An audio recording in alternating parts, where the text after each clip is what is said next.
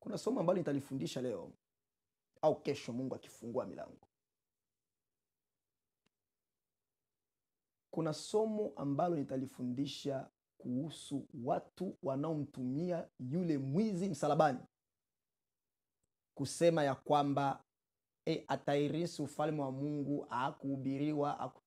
Hivi kabisa mnadhania eti injili ambayo ilikuwa imetetemesha Israeli nzima ilishindwa kumfikia yule mwizi? Yule mwizi tayari alikuwa amesikia habari za Yesu Kristo.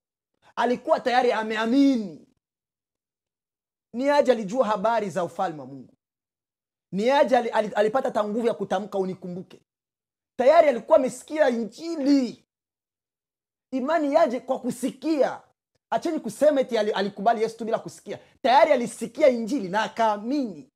Kwa ataurithi ufalme wa Mungu kwa kuwa aliamini. Alikuwa tayari amepokea injili. Kwanza naweza nikauliza swali.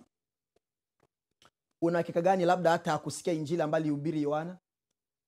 Labda hata hakubatizwa na Yohana? Una hakika gani? Biblia haisemi.